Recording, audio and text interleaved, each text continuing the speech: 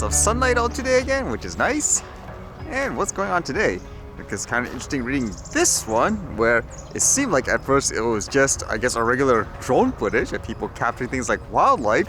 But this one, apparently it was a rare capture of sort, because as you can see here, this whale has a really weird shape to it, and apparently the reason for this is because it has an injured spine. That's kind of a crazy capture, as you can see. According to this rough translation too, it makes it sound like they were aware the whale was injured, so I suppose they used the drone to scout for it. And then this Guardia Civil, as you can see in the video, found the whale. Kind of fascinating, I guess, to see again the type of injury it has, and it brings up that point again too. There's so many people who use it in a quote good way. I mean, imagine all those stories you read before of keep them away from animals and so forth, like a whale, regardless of how high you are. Like I would imagine here, it probably wouldn't care. Just more example, in my opinion, on how a lot of people could use the tech in a good way, like in situations like these too. And in terms of, I guess, drones, lots of news still about it being used for things like war.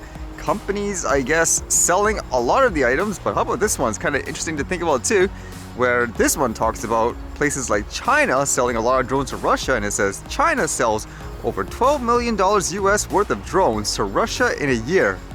And apparently this was a reference to an article, like here it says on the New York Times, and it says, in the year since Russia's invasion of Ukraine, China has sold more than $12 million in drones and drone parts to the country, according to official Russian customs data from a third-party data provider. It is reported that the shipments, a mix of products from DJI, the world's best-known drone maker, and an array of smaller companies, often come through small-time middlemen and exporters. Complicated sales channels and vague product descriptions within export data also make it hard to definitely show whether there are US components in the Chinese products. The official sales are likely only one part of a larger flow of technologies through unofficial channels in other nations friendly to Russia. I know there were a lot of news of companies like DJI supplying, say, drone products to Russia, which they say they stopped, but like in this one here it says, in particular, sales of DJI drones to Russia continue, even though the company has stated that it has suspended deliveries to both Russia and Ukraine. DJI products made up nearly half of the Chinese drone shipments to Russia, according to the customs data. And it says as well, the second largest company brand per se was Autel. It says the exporters sold nearly $2 million of its drones, with the latest batch shipping in February 2023. So I think ultimately it's not even like a DJI thing, an Autel thing. It is kind of what this headline implies. Is mostly, I guess, drone companies based in China and all that are dominating things like the drone market, especially during these times. So when people start being, I guess, more critical of companies like Autel now too, like they were with DJI.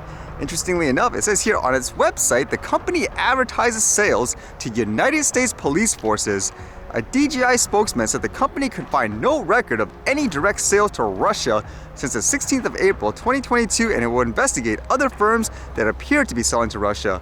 Autel said in an emailed statement that it was not aware of any sales to Russia and was conducting an internal investigation about the issue. I wouldn't be surprised if that is the case, where let's just say certain companies are selling products to various countries where the details are kind of hidden or masked in many ways, just to prevent any bad publicity. But then again, you can't really prove it. But either way, people are making money, I guess, during harsh times like these. Although speaking about Autel, I was checking the shipment and apparently it arrived at its destination. So you can see, again, it went for some reason all the way down to Los Angeles at first. I guess that's just how the distribution network and stuff works down there. Then all of a sudden it went all the way up to Washington, and then it says here, delivered front desk reception mailroom. So let's see what happens afterwards now. And then this seems so random. I was wondering, is this a joke at first? It says, screening of Winnie the Pooh horror film canceled in Hong Kong. Since when was Winnie the Pooh considered like a horror franchise? It says the screening of Winnie the Pooh, Blood and Honey, a British slasher film due to be released in Hong Kong this week, has been cancelled, its distributor said on Tuesday, without giving a reason for pulling it. Now, the company apparently expressed regret in terms of it not being able to be released, and I guess a simple explanation could be, I know over there a lot of people compared the President Xi Jinping to Winnie the Pooh, and ever since then, apparently, you're not allowed to even, I guess, like, mention this. Like it says here, Chinese censors have in the past targeted the film's main character, originally conceptualized by English author A.A. Milne, due to the memes that compare the bumbling bear to President Xi Jinping. The comparison began in 2013 when Xi visited the United States and met his then counterpart Barack Obama, and some online commentators seized on their likeness to Pooh and Tigger.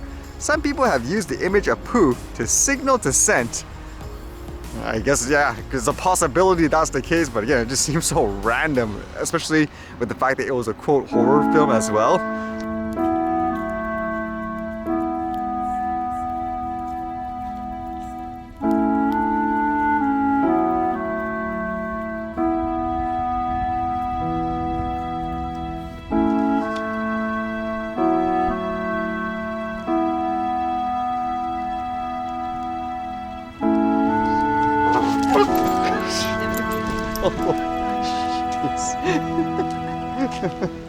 Yeah, people still get shocked when you, I guess, sit right next to animals and so forth. They think they're gonna attack you all the time.